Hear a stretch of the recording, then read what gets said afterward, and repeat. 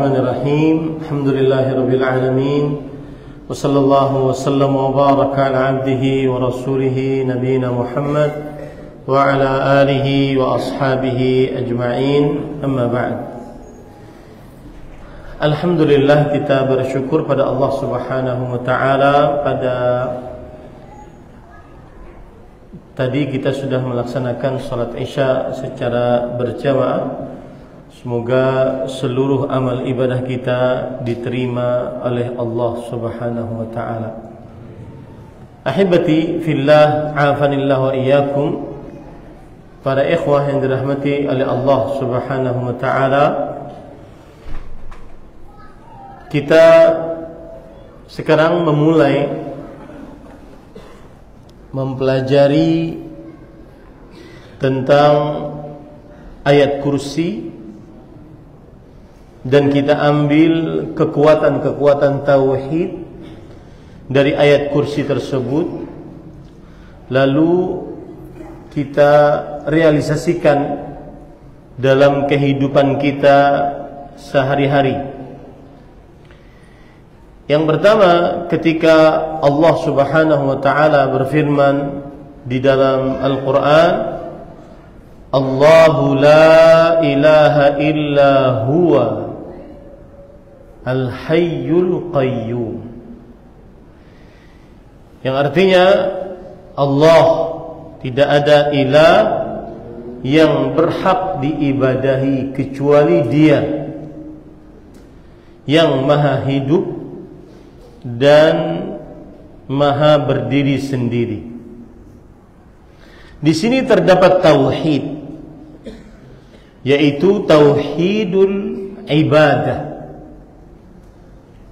mengesahkan Allah dalam seluruh ibadah yang kita kerjakan. Allahu la ilaha illa huwa, Allah tidak ada ilah yang berhak diibadahi selain Dia. Kekuatan tauhid yang kita bisa ambil dari ayat ini adalah tauhid ibadah, tauhid uluhiyah, yang menghasilkan keikhlasan, dan dari keikhlasan ini menghasilkan berbagai macam hal-hal yang sangat luar biasa dalam kehidupan seorang muslim.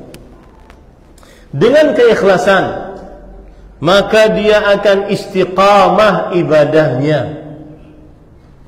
Dengan keikhlasan akan istiqamah ibadahnya. Allah berfirman dalam surah Al-Ahqaf, Innal ladzina qalu rabbuna Allah thumma istaqamu fala khaufun 'alaihim wa lahum yahzanun. Sesungguhnya orang-orang yang mengucapkan Rabb kami adalah Allah, kemudian mereka istiqamah.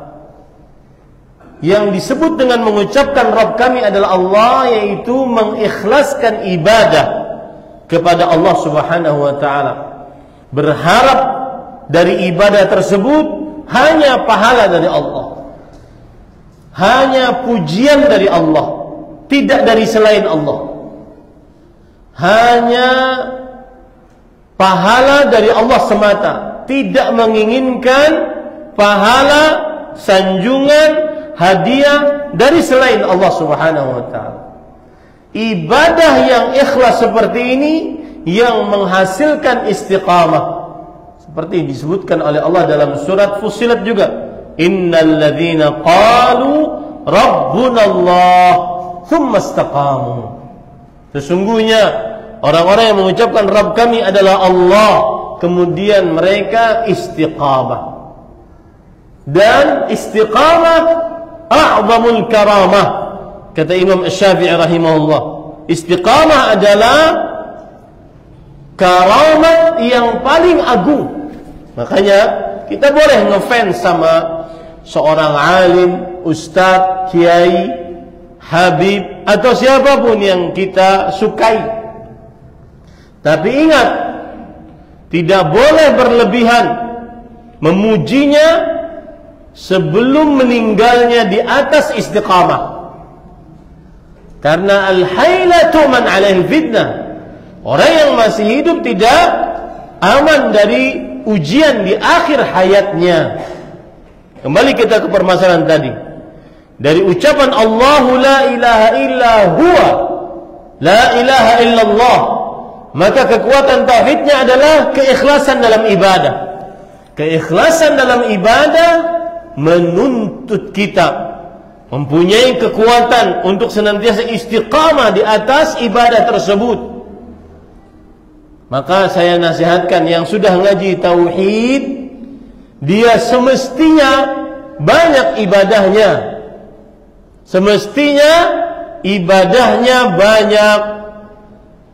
Seperti misalkan ibadah-ibadah wajib, dimulai sholat, kemudian puasa Ramadan, berhaji, yang mampu berzakat, dan ibadah-ibadah wajib yang lain seperti doa,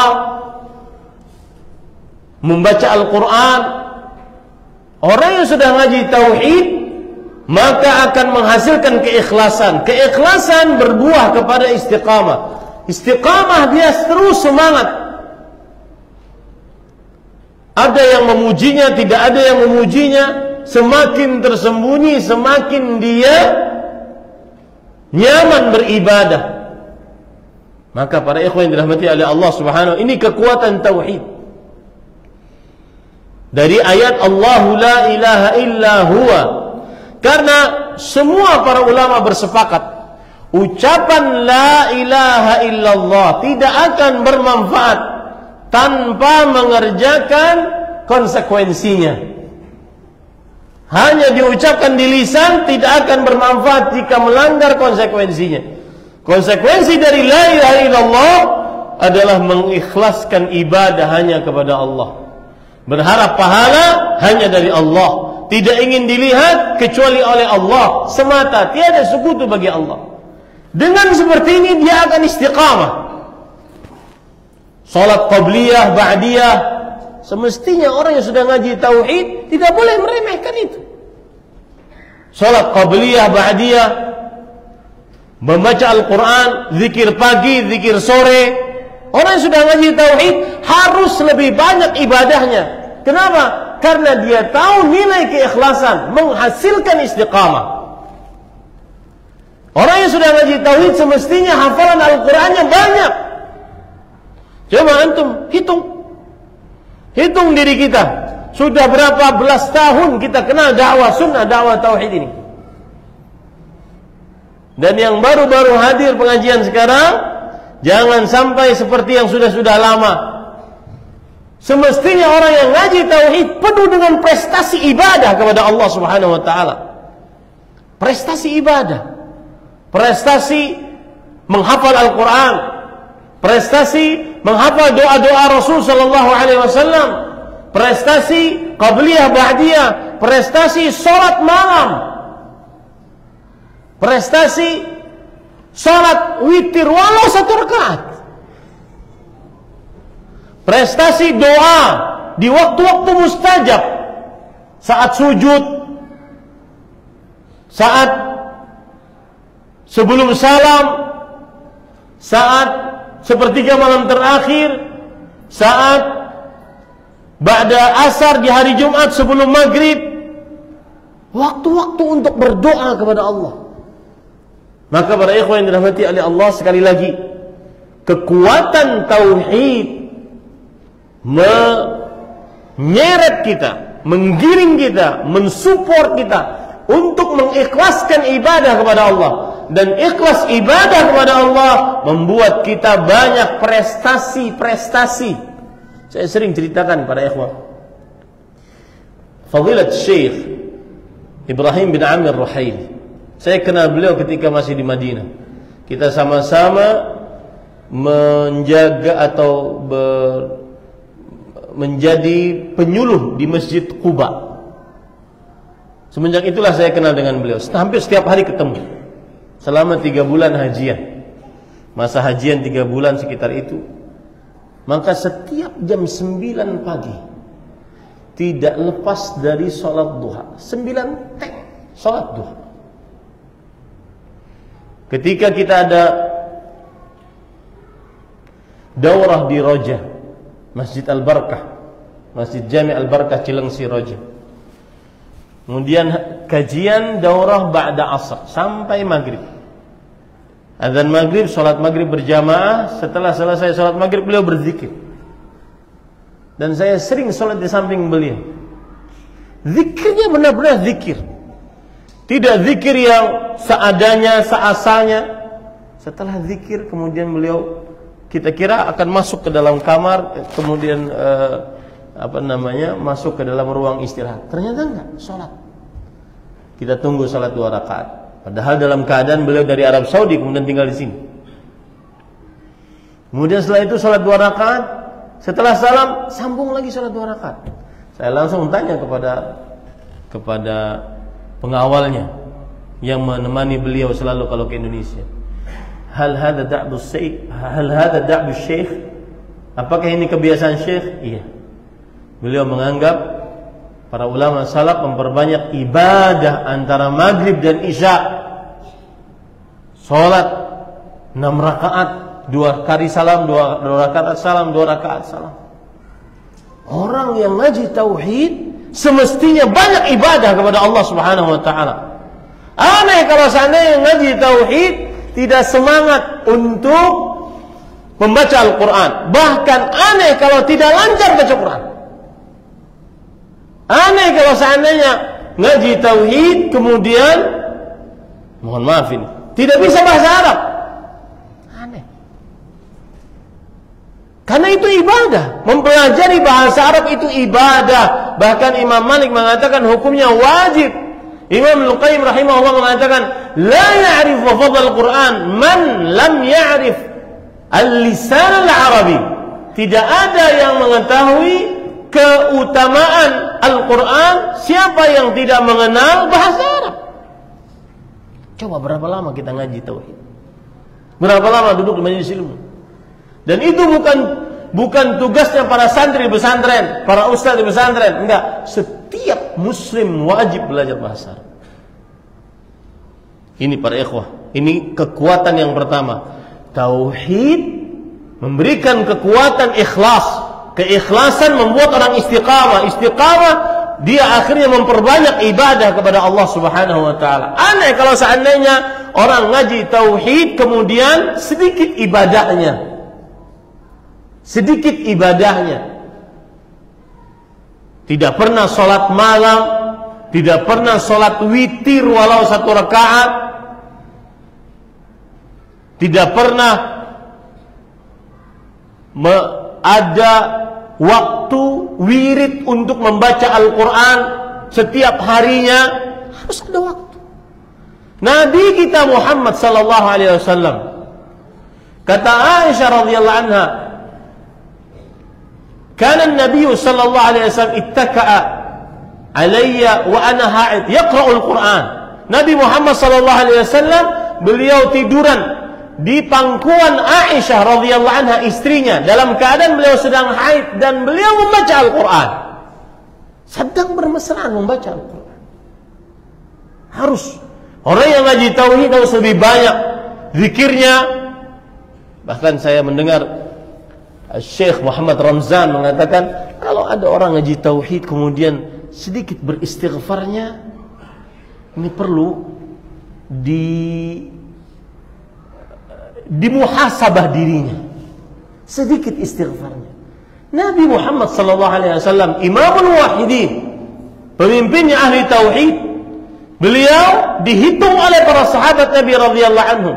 Apabila duduk dalam sebuah majlis, maka beliau minimal beristighfar 70 kali, mengucapkan Rabbighfirli wa tub alayya innaka antat tawwabur rahim.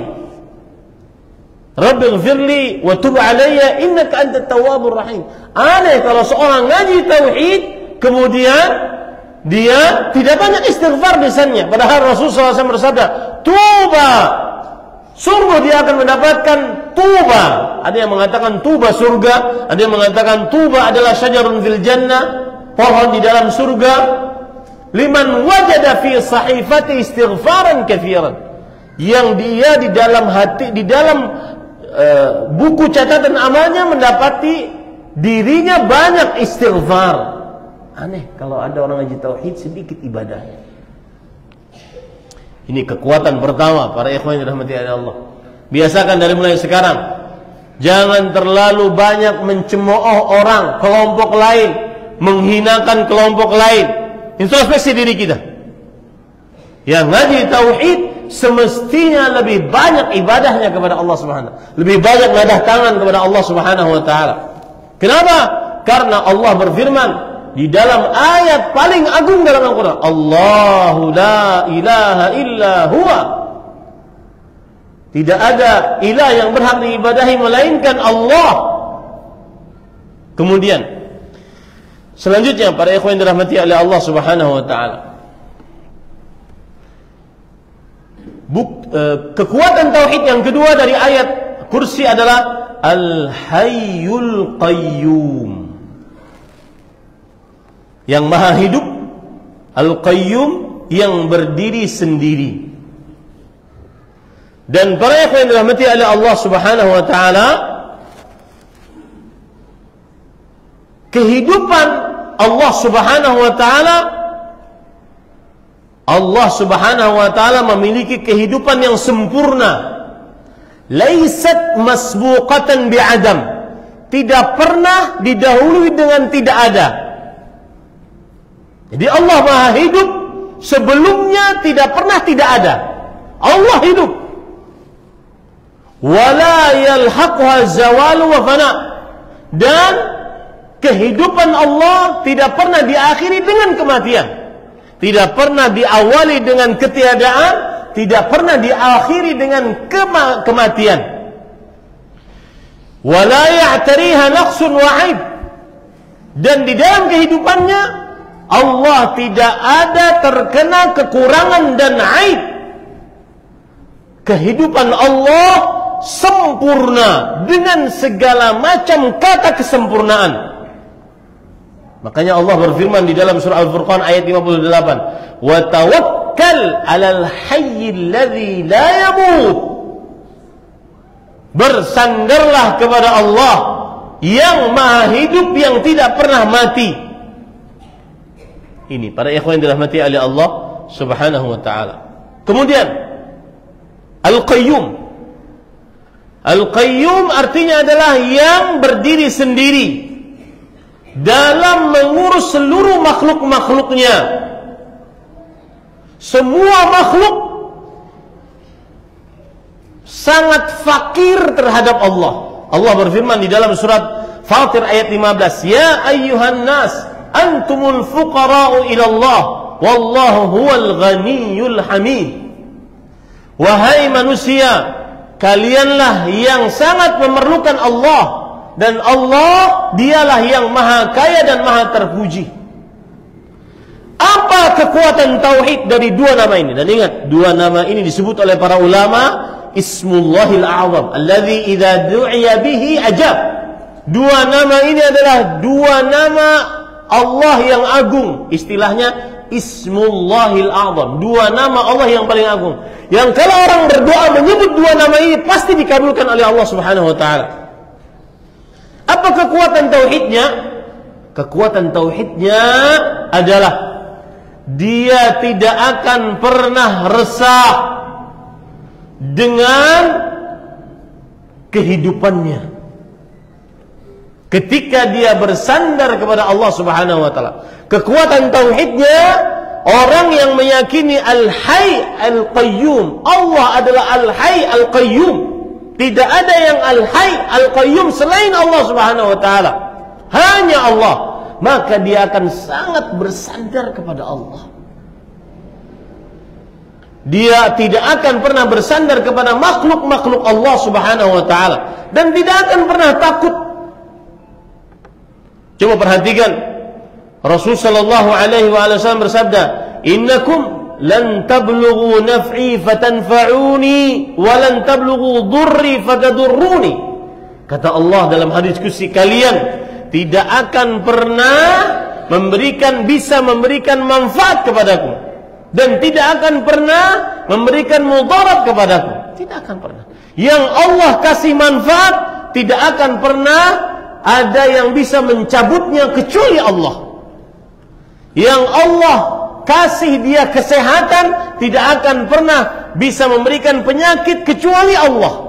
Yang Allah subhanahu wa ta'ala kasih ke penyakit tidak akan pernah bisa menyembuhkannya kecuali Allah subhanahu wa ta'ala. Begitu kekuatan tauhid. Seorang yang bertauhid senantiasa sangat bersandar kepada Allah subhanahu wa ta'ala. Coba perhatikan Nabi Musa alaihissalam. Ketika di hadapannya lautan, di belakangnya sejuta bala tentara Firaun. Kemudian kaumnya sudah mulai merengek. Ya Musa, inna lamudrakun. Wahai Musa, sesungguhnya kita akan didapati oleh Firaun dan bala tentaranya.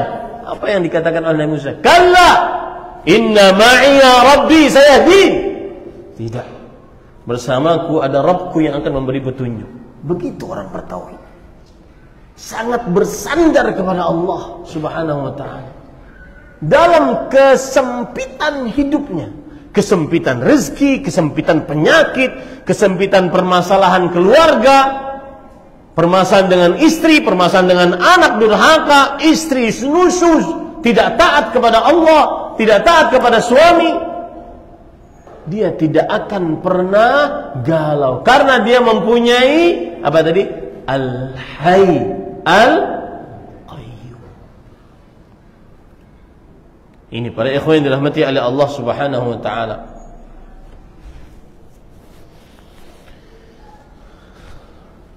Para ikhwan yang dirahmati oleh Allah Subhanahu wa taala, orang yang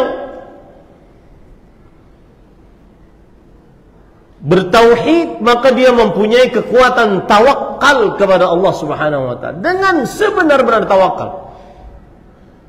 Sarana yang dia gunakan hanya sebagai sebab, tapi dia yakin Allah Subhanahu wa taala yang menjadikan sebab ini menjadi penyebab atas sesuatu yang diinginkannya.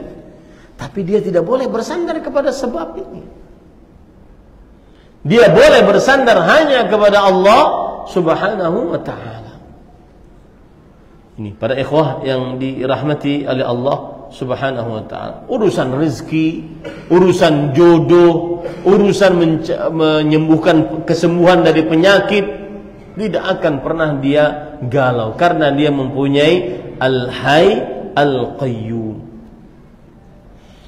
Kemudian para ikhwah yang dirahmati oleh Allah, kalimat yang ketiga dalam ayat kursi, la ta'khudhuhu sinatun wala naum.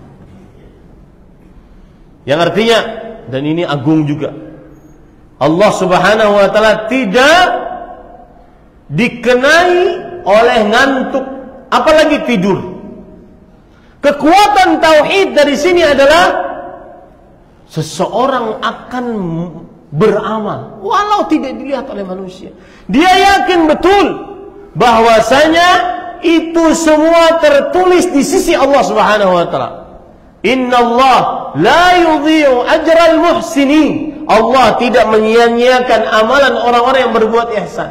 Manusia tahu, manusia memuji, manusia tidak memuji, manusia tidak tahu, bukan urusan dia.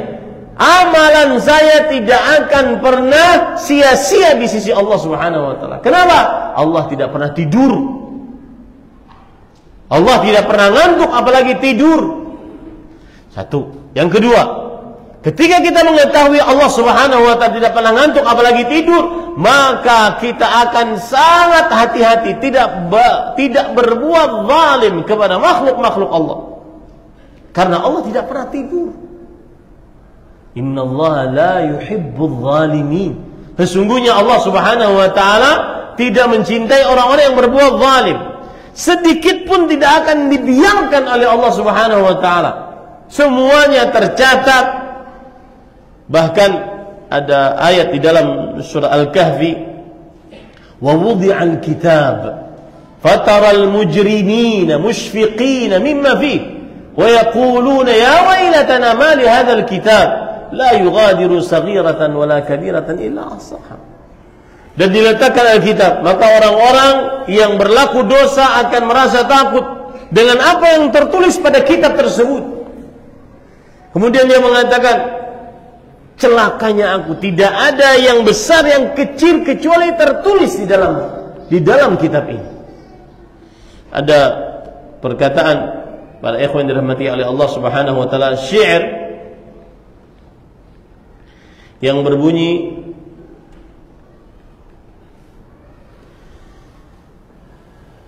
wa idza khalauta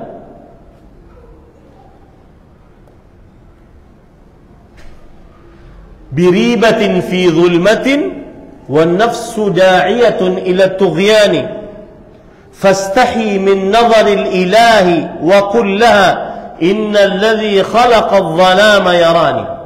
Perhatikan ini baik-baik. Orang yang ngaji tauhid, dia punya kekuatan tauhid, tidak mudah berbuat zalim, baik itu di hadapan orang banyak atau saat sendirian, baik itu terhadap orang lain ataupun terhadap dirinya sendiri. Ada pepatah Arab mengatakan, jika engkau bersendirian dengan sebuah dosa dalam sebuah kegelapan dan hawa nafsu sudah mengajak untuk berbuat dosa tersebut, maka malulah dari penglihatan Allah Subhanahu wa ta'ala dan ucapkan kepada diri, sesungguhnya yang menciptakan kegelapan ini sedang melihatku. Begitu orang yang bertauhid, la ta'khudhuhu sinatun wala naum. Dia yakin Allah tidak tidur, dia yakin Allah Subhanahu wa ta'ala raqib atid, Allah akan mengawasi dirinya, Allah akan memintai pertanggungjawaban terhadap apa yang dia lakukan. Ini pada ikhwan yang dirahmati Allah Subhanahu wa ta'ala. Makanya tidak mudah-mudah kemudian berlaku zalim, memutuskan kesepakatan sepihak, berlaku zalim terhadap orang dan seterusnya. Kemudian ini luar biasa, lahu ma fis samawati wa ma fil ardh. Allah dialah yang memiliki apa yang ada di langit dan apa yang ada di bumi. Orang yang bertauhid, dia hanya meminta kepada Allah, dia hanya tunduk kepada Allah dalam permintaan-permintaan dunianya. Kenapa? Karena selain Allah tidak memiliki apapun. Ada perkataan menarik, saya kemarin baca perkataan Imam Syafi'i rahimahullah. Ketika beliau ditanya, wahai Imam, bagaimana engkau bisa membuktikan Allah itu maha kuasa, Allah itu ada? Coba antum, kalau ditanya oleh Allah, kalau ditanya oleh orang, bagaimana bisa membuktikan Allah itu ada? Kalau kita akan melihat, lihat itu langit dengan segala macam, lihat itu bumi dengan segala macam makhluk yang ada dalamnya. Imam Syafi'i enggak. Imam Syafi'i mengatakan, lihat waraqatut tut, daun beri, dimakan oleh kambing maka akan menghasilkan susu yang murni. Dimakan oleh lebah akan menghasilkan madu yang sangat manis. Dimakan oleh rusa, kijang, akan menghasilkan minyak wangi misik yang sangat wangi. Dimakan oleh ulat akan menghasilkan sutra yang sangat lembut. Subhanallah. Coba perhatikan antum. Allah Subhanahu wa ta'ala lahu ma fis samawati wa ma fil ardh. Maka disebutkan itu ular yang di dalam mulutnya ada bisa. Siapa yang bisa menghidupkannya? Selain Allah tidak ada. Mulutnya berbisa, tapi dia bisa hidup. Maka siapa yang bisa menghidupkannya? Hanya Allah. Kemudian gunung, siapa yang bisa meletakkannya sebagai pasak-pasak bumi? Tidak ada yang bisa, hanya Allah. Kemudian dari gunung tersebut terbelah tanah, keluar air. Siapa yang bisa mengeluarkan itu? Tidak ada yang bisa kecuali hanya Allah Subhanahu wa ta'ala. Kemudian ada perkataan yang sering saya ulang-ulang, disebutkan dalam kitab Hilyatul Awliya yang ditulis oleh Abu Nu'aim Al-Asfahani.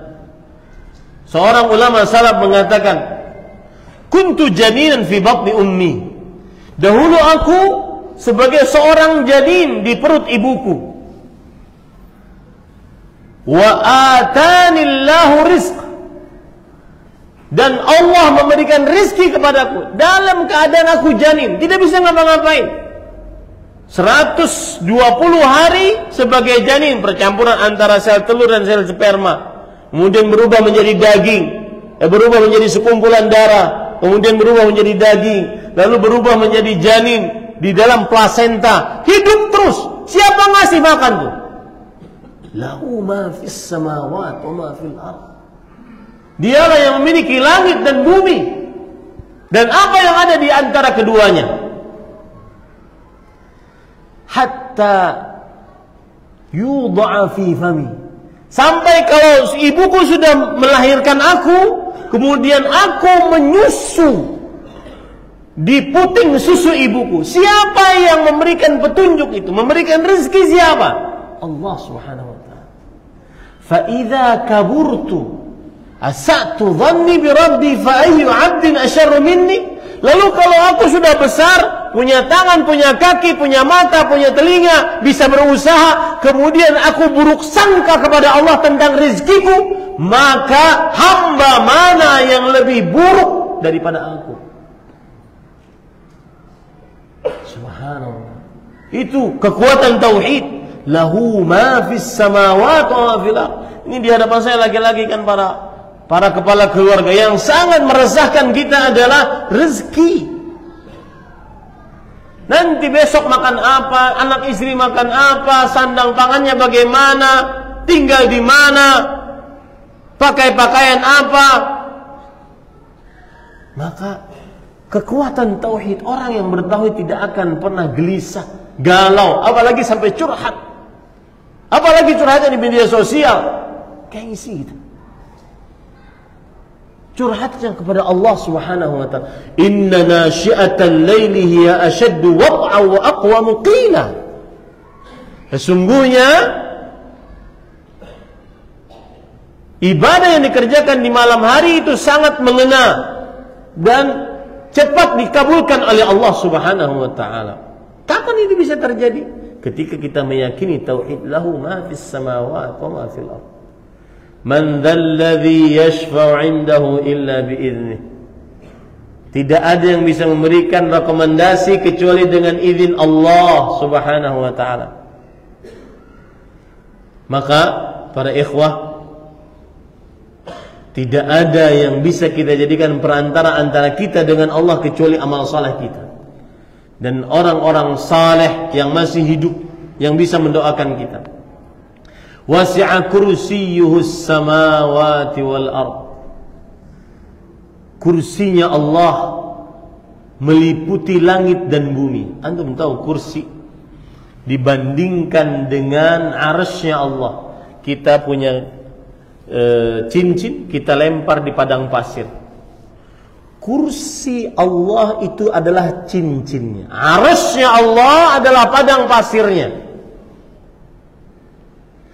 Imam, dan ini semua sebenarnya sudah kita pelajari dalam kitab Tauhid.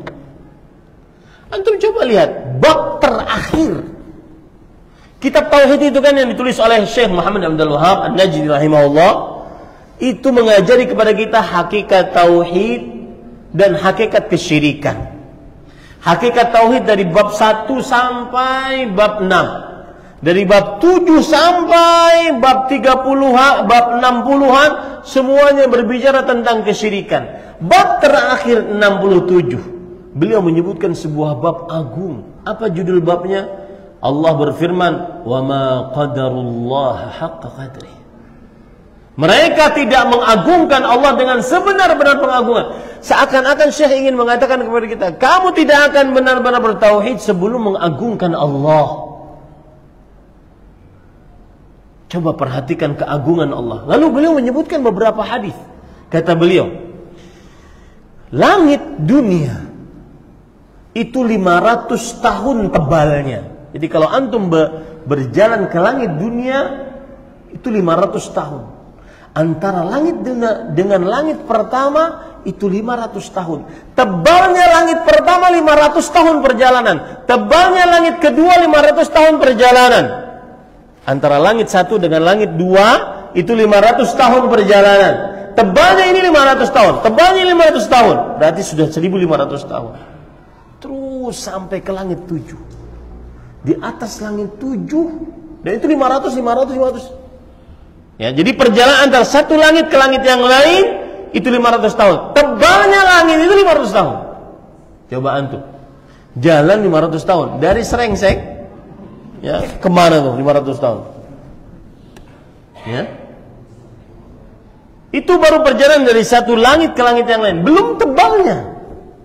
Kemudian di atas langit yang ketujuh ada kursi. Kursinya Allah. Langit 7 langit ini dibandingkan kursinya Allah seperti kita lempar 7 koin pada sebuah tameng yang besar.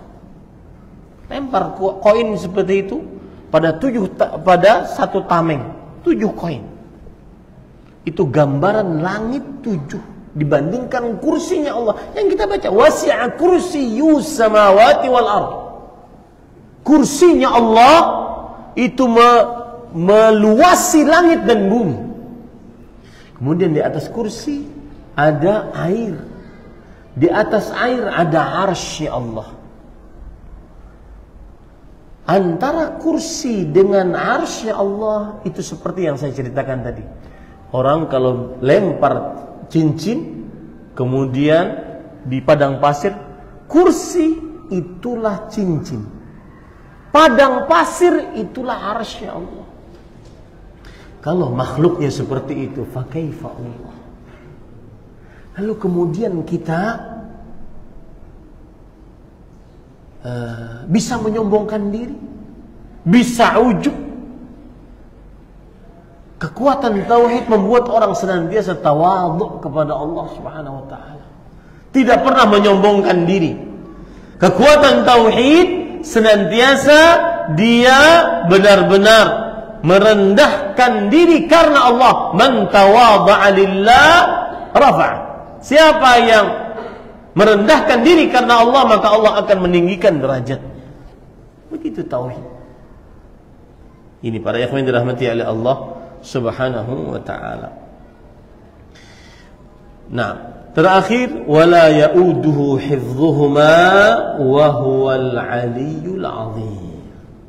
Dan Allah tidak berat dalam memelihara keduanya, dan Allah Maha tinggi lagi Maha besar.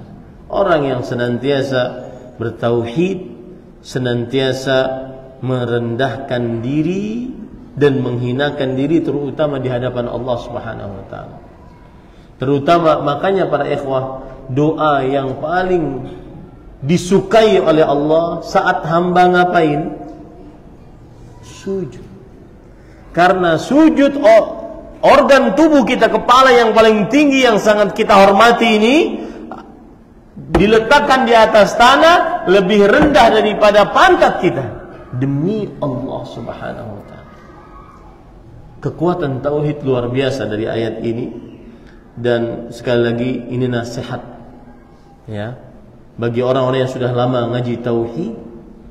Semoga nasihat-nasihat tadi bermanfaat, terutama bagi yang menyampaikannya, apa yang baik dari Allah Subhanahu wa taala.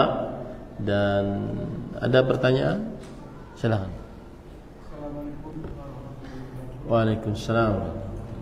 Bahwa ada selalu itu di atas air. Itu ada lautan. Ini mengambang itu. Rasul sallallahu alaihi wasallam bersabda, wa kana 'arshuhu 'alal ma'. Dan 'arsy Allah di atas air.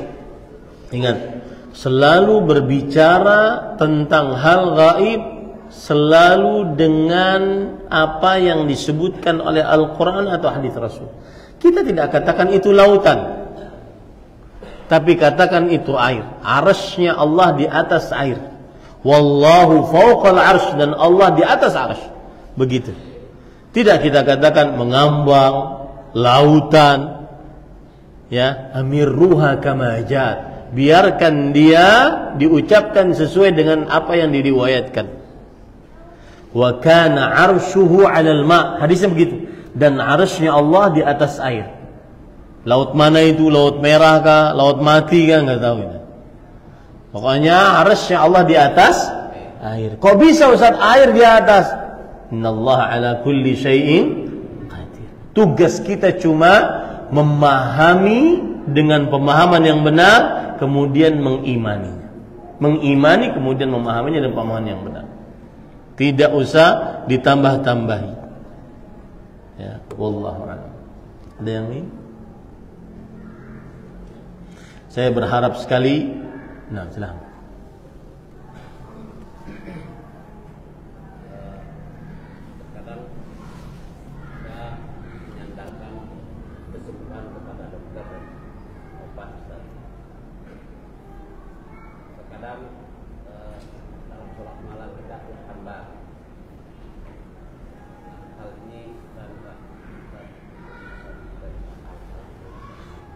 Terkadang kalau kita berobat, kita bersandar kepada obat, kepada dokter, bahkan kadang sampai ke tempat antrian dokter aja terasa sembuh. Betul apa betul? Kayaknya udah nih, belum masuk kliniknya udah sembuh nih. Kenapa? Karena ketergantungan. Makanya salah satu penyebab seseorang dihilangkan keistimewaan masuk surga tanpa hisab ketika dia yastarqun, minta diruqyah. Karena ketika minta diruqyah meskipun boleh, itu ada semacam ketergantungan kepada makhluk. Bahkan kita bisa memilih, oh Ustadz Fulan lebih bagus ruqyahnya dibandingkan yang lain, padahal dia hanya sebab. Jika sebab itu dijadikan oleh Allah sebab yang manjur, jadi dia. Maka para ikhwah, obatnya adalah yakini baik-baik Allah Subhanahu wa taala Asy-Syafi. Makanya Nabi Ibrahim alaihissalam, Imamul Hunafa, pemimpinnya ahli tauhid, beliau mengatakan apa? Disebutkan oleh Allah dalam Al-Quran, wa idza maridtu fahuwa yashfi. Jika aku sakit, dialah Allah yang menyembuhkan aku. Bahkan para ikhwah, sebagian ulama memperbolehkan untuk jika sakit berdoa kepada Allah, tidak memakai dokter, tidak memakai obat. Saya doa aja deh. Boleh, sebagian ulama membolehkan seperti itu. Kenapa? Karena dialah Allah yang menyembuhkan. Kadang Allah sembuhkan dengan sebab, kadang Allah sembuhkan tanpa sebab. Dengan begitu kita akan lezat berdoa kepada Allah. Tetapi disyariatkan kita atau dibolehkan kita menggunakan sebab. Karena Nabi Muhammad SAW zahara baina dir'ain yauma Uhud. Beliau memakai 2 lapis baju perang ketika peperangan Uhud. Itu Sayyidul Mutawakkilin, pemimpinnya orang-orang yang paling bersandar kepada Allah Subhanahu wa taala. Jadi kerjakan sebab, tapi ma'a khuluwi al-qalb ila al-asbab. Harus kosong hati kita, kosong kepada sebab tersebut. Rukun kita, kalbunya hanya kepada Allah. Subhanahu wa ta'ala. Ini sebab, hanya sebab. Ada seorang dokter kenalan saya di Jakarta. Beliau sering ceramahin saya. Ustaz, saya sering nanya obat. Dok, sakit perut apa nih obatnya? Ini Ustaz. Wah, nggak ada di Banjarmasin. Ya sudah, itu aja Ustaz yang Ustaz punya. Tapi ingat, itu sebab aja Ustaz.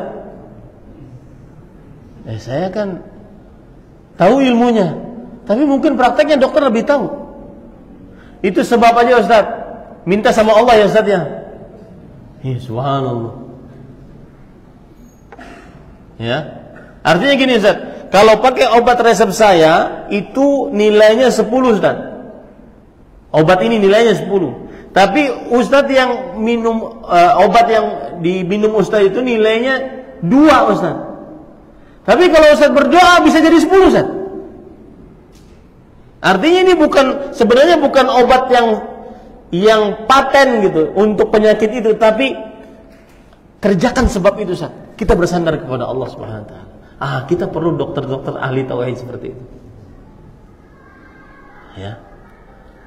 Kemudian kelezatan salat malam. Wah, ini luar biasa para ikhwan. Apa rahasianya? Antum tahu bagaimana kita bisa lezat beribadah kepada Allah? Bisa baca Quran di mana-mana gitu. Lisannya bahkan ngigo sambil baca Quran. Ngigo sambil berdoa. Ngigo berdoa coba. Gimana bisa lezat seperti itu? Salah satu sebabnya adalah mahabbah fillah. Rasa cinta kepada Allah. Tumbuhkan rasa cinta kepada Allah. Cintai Allah. Seperti yang kita ucapkan tadi. Gunung. Dan salah satu cara menumbuhkan rasa cinta kepada Allah adalah lihat nikmat-nikmat yang Allah Subhanahu wa taala berikan kepada kita. Mata, telinga, hidung. Ini hidung kalau seandainya lubangnya ke atas, wah, kacau. Sudah penampakan kurang bagus. Jadi tandon hujan. Ya. Allah ciptakan fi ahsani taqwim. Pikirkan nikmat-nikmat Allah Subhanahu wa taala yang Allah pernah berikan, kita akan cinta kepada manusia, kepada Allah Subhanahu wa taala. Dengan begitu kita akan istiljad beribadah, merasa lezat saat beribadah kepada Allah. Dan ini disebutkan oleh Syekhul Islam Ibnu Taimiyah rahimahullah. Mahabbah kepada Allah penyebab lezatnya beribadah kepada Allah. Rasa cinta kepada Allah. Dan itu semua amalan qalbu yang kadang mohon maaf banget, ketika kita ngaji tauhid kita hanya diajarkan ayo jauhi syirik besar. Jangan berdoa kepada orang mati, jangan sujud kepada kuburan, tidak boleh percaya kepada dukun, tukang sihir, kemudian pakai jimat. Itu betul kan? Itu yang diajarikan, tapi tidak pernah disenggol kalbunya. Rasa cinta kepada Allah atas nikmat-nikmat yang Allah Subhanahu wa taala berikan kepada kita. Dengan seperti itu kita akan bisa menangis karena Allah Subhanahu wa taala. Coba antum bayangkan, siapa yang bisa membangunkan kita malam? Allah Subhanahu wa taala. Siapa yang ngasih kita air? Allah Subhanahu wa taala. Untuk bisa berwudu. Siapa yang ngasih kita kekuatan untuk bisa ngangkat tangan? Allah Subhanahu wa taala. Terus pikirkan nikmat-nikmat Allah yang begitu banyak. Kita akan merasa lezat beribadah kepada Allah Subhanahu wa taala. Makanya heran saya heran kadang-kadang ada status keluhan, baik ini pelakunya ataupun orang yang merasa kasihan dengan orang tersebut, akhirnya ngeluh di media sosial. Aneh, miris katanya, guru ngaji miris, guru ngaji berubah menjadi kurir ekspedisi gara-gara gaji.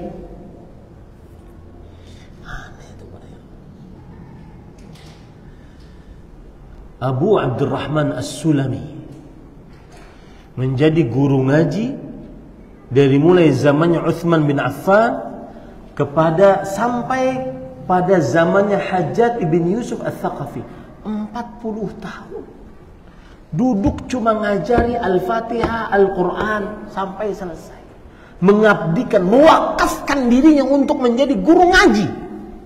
Ketika ditanya, ma aq'adaka hadzal maq'ad, apa yang menyebabkan engkau terlalu lama 40 tahun ngajar? Saya dulu punya di Masjid Nawawi punya guru ngaji, umurnya tua banget sampai 80-an tahun. Dikatakan 50 tahun beliau mengajar. Syekh Ubaid bin Muhammad Al-Afghani. Kenapa sampai lama ngajar? Beliau mengatakan, hadzal hadis alladzi aq'adani. Hadis ini yang membuat saya mengajar lama. Khairukum man ta'allama al-Qur'an.